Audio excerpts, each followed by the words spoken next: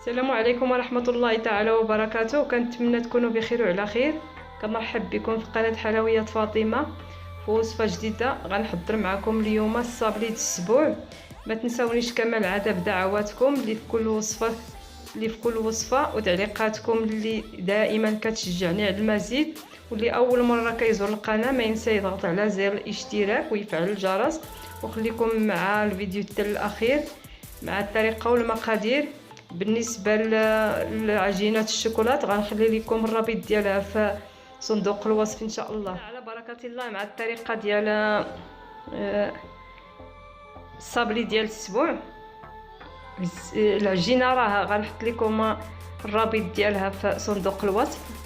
المهم هزيت العجينه وقسمتها على 4 تشكيلات، على 4 غندير فيها 4 تشكيلات كل شكل. المهم العجينه قسمتها كل شكل فيه 400 غرام و50 تقريبا. غادي تخرج ليا مع التزيين 500 غرام تقريبا كل شكل، ولا 500 غرام ناقصه.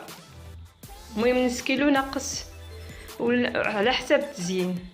دابا تبعوا معايا الطريقه نوريكم كيفاش كنخدم الصابلي وكيفاش كنقطعو وكيفاش كتم التزيين ديالو ان شاء الله بعجينه الشوكولات حتى الاخير.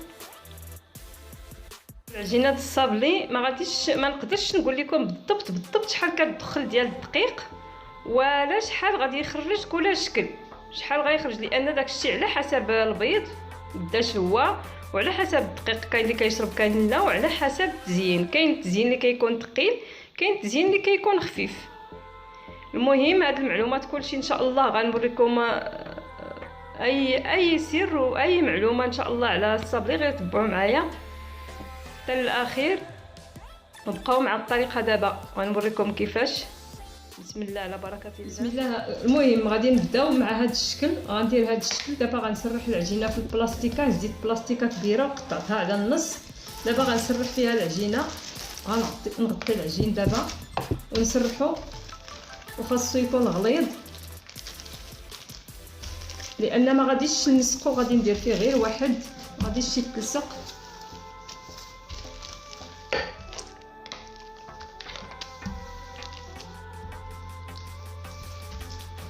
كنهز العجينه وكنقادو في البلاستيكه، كنحبسو في البلاستيكه باش يجي مقاد.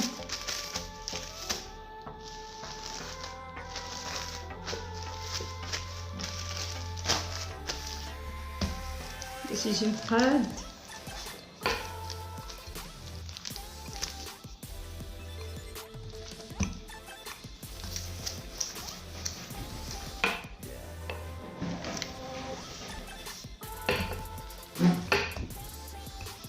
هو دابا مقاد.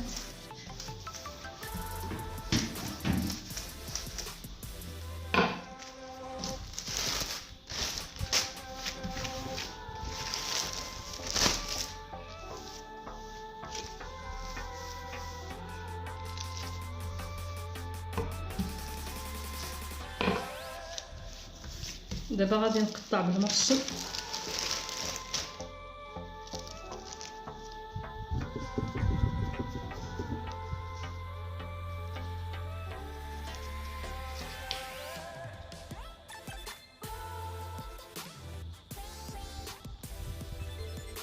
غادي نحط في الطاوة.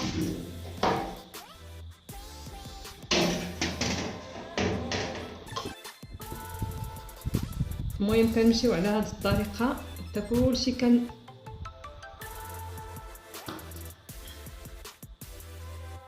نكملو.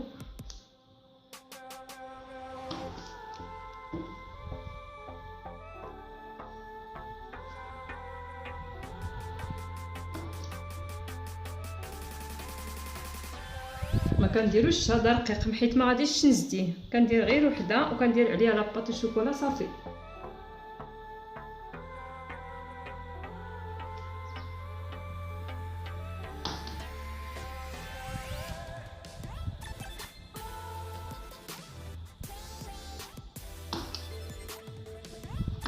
المهم كنمشيو مع هذا الشكل حتى كنكملوا العجينه ديالو اللي اسمو ندوزو للشكل اخر.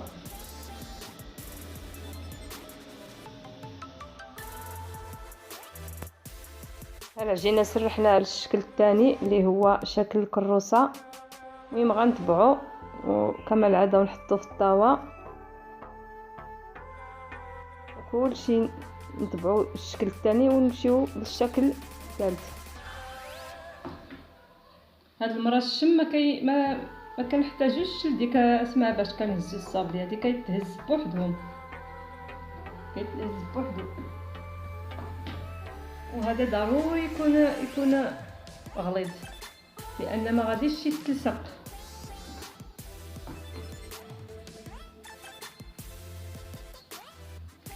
وساهلين في الخدمه هادو، مع عندهم هذا اسمو كتهز العجينه،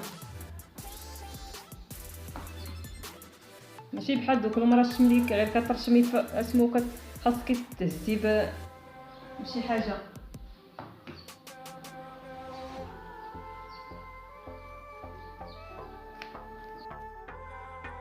المهم غنخليكم مع الشكل الاخر. غنلم هذا العجينه ندير شكل اخر، والعجينه غير كنلموها ما كنعجنوهاش، عاود كنردو عليها البلاستيكه. المهم البنات نعاود نسرحوا العجينه الشكل الاخر، الشكل الثالث كنسرحوها ضروري كنديروا ليها هذه الطريقه باش هذا الوسط العجينه اللي في هذا الوسط كنحيدو كنجبدوها. غناخذ الشكل الاخر، الشكل ديال العود. المهم هو دابا غنبدا هذا الشكل، تشكيلات زوينين. المهم كنمشيو على هذه الطريقه كنكملوا العجينه اللي عندنا ونكملوا الاشكال اللي عندنا ونوريكم الطريقه ديال التزيين ان شاء الله. المهم نسرحوا العجينه اخرى بالشكل الرابع نفس الطريقه. وريتكم كيفاش في الاول، في الشكل الاول وريتكم كيفاش ديروا تدلكوا في البلاستيكه. المهم دابا مع هذا المرشم ديال الرضاعه فهو غنديروا به الشكل الرابع نفس الطريقه، وكنديروا غليظ.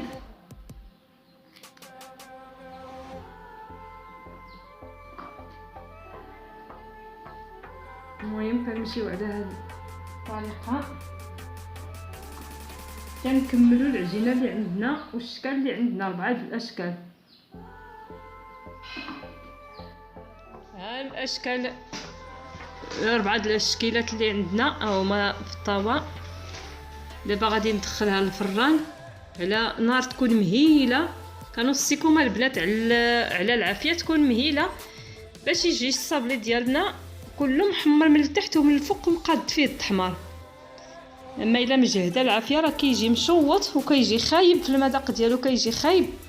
4 الشكيلات ها هما عندنا العاود والرضاعه والكريريسه والبيسه. المهم هو على هذا الشكل تيكون غليظ شويه، ما غاديش نزديه، ما غاديش نسق جوج واحد وندير عليه لاباط الشوكولا. ان شاء الله تبعوا معايا حتى الاخير ان شاء الله تشوفوا تزيين كيفاش كنزينو. دابا غندخلوا الفران كما قلت لكم. كنوصيو نعاود على نار تكون مهيله بزاف باش التحمار يتقاد فيه ويجي زوين، وحتى المذاق كيعطيه داك التحمار المذاق تيكون زوين. هو الصابلي ديال السبوع هو لميتو هنا في هذا البلاطو. ان شاء الله حتى ندير ليه التزيين ونصور معكم الطريقه ديال التزيين. 4 الشكيلات والصابلي كيجي رائع، كيجي هائل بدوك المقادير اللي قلت لكم. بالنسبه للزبده باش ما كديروا الزبده المزيانه كيجي المذاق ديال الصابلي رائع. المهم يمكن لكم تخدموا بنص ديال زبده البواطه والنص ديال الربعات. هذه الطريقه كنديرها. ها هو الصابلي طاب، خرجته من الفران وطاب. المهم لميتو هنا. دابا غادي نديرو ليه التزيين بلاباط الشوكولا. ها هي لاباط كاينه بالشيبي وكاينه بالابيض، وعندنا المرشم باش قطعنا الصابلي باش غادي نقطعو دابا هاد عجينه الشوكولات والكونفيتور باش غادي نسقو ديك الشيته باش غادي نديرو الكونفيتور والسكر كلاصي سبيسيال باش غادي نديرو لاباط الا كتلصق لينا فوق الرخام. وعندنا آلات ديال العجين الطريق ديال الطريق فاش غادي نسرحوا العجينه ديال الشوكولات. بسم الله غادي نبداو التزيين ان شاء الله. المهم دابا غنسرحوا العجينه ديال الشوكولات، غنسرحوا البيضه ونسرحوا الشيبيه، وديك الساعه غنقطعوا بالقطاعات ونلصقوا.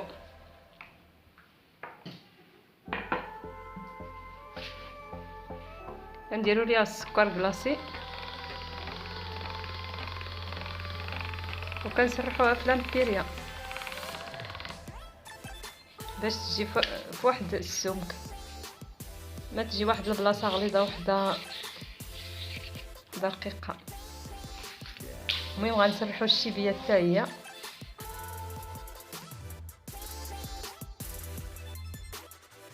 غندير ليها السكر كلاصي باش ما تلصق ليا مع طاوله العمل، وغندوزها في لامبيريا اللي هي آلة الطريق، هي كتسهل علينا هاد الخدمه وكتجي مقاده، ماشي كتجي بلاصه رقيقه بلاصه غليظه، كدير فيها واحد السمك. دابا غنقطعو بالمرشم ديال الكروسه نوريكم كيفاش كيتم التزيين. وغنلصقو، غندهن بشويه الكونفيتور من الفوق وندهن بالشيته، شيته صغيره كندهنو غير شويه ما كنكثروش، كندهنو غير بشويه. وديك الساعه كنلصقو عليها عجينه الشوكولات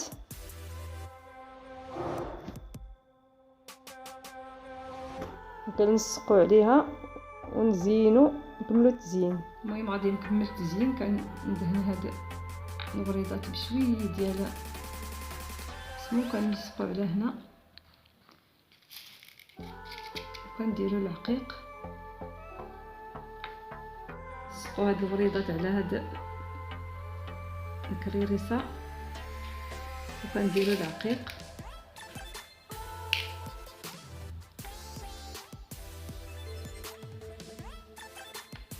دابا غادي ندير ديال الطريقه باش نزين هاد العود. كندهنو بالشيته بالكونفيتور غير شويه ماشي بزاف، كنديرو ليه البيسه بط وشوكولا كنلصقوها فوق منه، كنقادوه كنضغطوه باش يلصق معاه، وكنديروا العوينه بالعقيق في يديو اي عقيق كاين. المهم غادي نديروا دابا هاد البلاصه، غادي نقطع هنا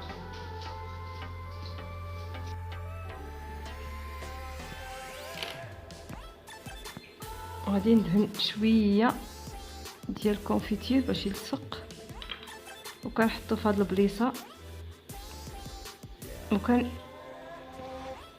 نبركو عليه باش يلصق. دابا غنديرو الديل، غنقطع واحد شويه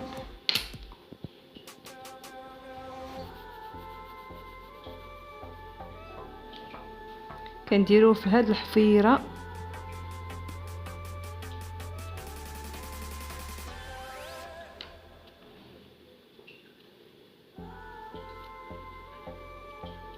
صافي. ها هو التزيين، مازال بقى لينا هنا كنهز واحد شويه اخر.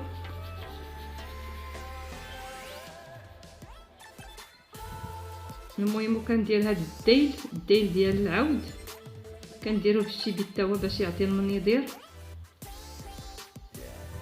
كنحطو في هاد الحفيره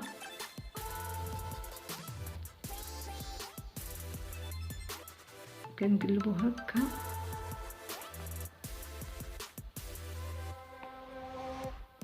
وكندير العوينه بالعقيق في يدي.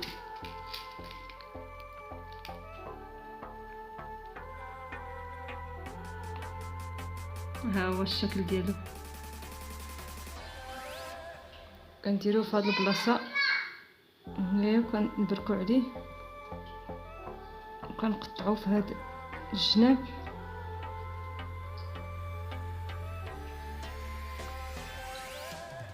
ها هو التزيين ديالو، والتزيين على حسب الذوق، كل واحد كيزين. المهم هذا هو التزيين ديال العود.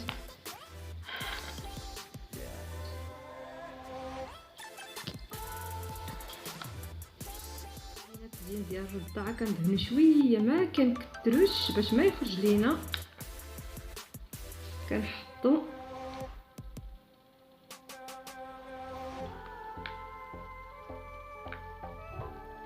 كنزينها كندير واحد شويه، كنزينها بالشيبي. كنهز الوريده ديال بالشيبي وكنحطها وكندير عقيق في يدي. كنضغط. المهم هذا الشيء كيبغي الوقت بزاف، كياخذ الوقت. ها الشكل ديال الرضاعه كي كيجي، وها الشكل ديال العود، والشكل ديال البيسه. ها هي حتى هي البيسه. عندنا 4 اشكال، جوج درتهم بالبيض وجوج درتهم بالشيبي. هذا هو الشكل النهائي ديال الحليوات ديالنا. كنتمنى تعجبكم. تبارك الله عليك. غنكمل معكم الشكيلات اخرين ديال البيسه. غادي نقطعوا دابا. درناها بالشيبي، غنقطعوا الشيبي. المهم هي ضروري تضغطوا باش يبان داك المرشم، هو اللي كيعطيها ديكور زوين. ودابا الرضاعه غنديروها بالابيض.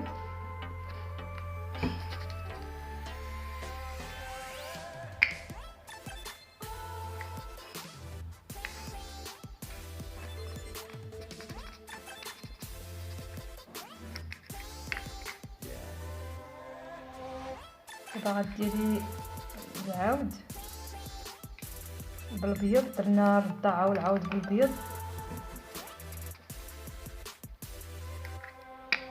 دابا قطعناهم. غنوريكم الطريقه ديال التلصق كيفاش نلصقوا. ها هما وجدناهم هنايا، دمناهم. وكاين واحد المرشم صغير حتى هو كنقطعوا به دوك الرشيمات الصغار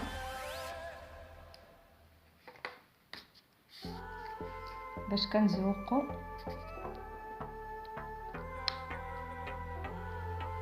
كنديروا الشيبي وفي الابيض. كنديروا هنا الرقيق في يدي باش كندير العوينات سمو باش كنزين دوك الوريضات. ها هما الشكيلات درناهم. ها هو العود، درت ليه العين بالعقيق في يدي، والكريريسه حتى هي، والرضاعه هاي الشكل ديالها، واللبيسه. دابا غنوريكم الطريقه كيفاش نديرو. كندهنو غير بشويه الكونفيتير شويه باش تلصق لينا عجينه الشوكولات.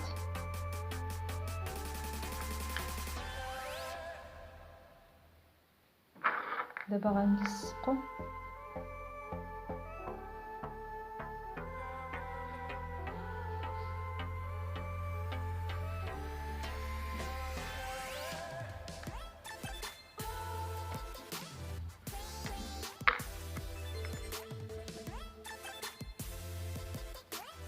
كدهني غير شويه كتلصقي.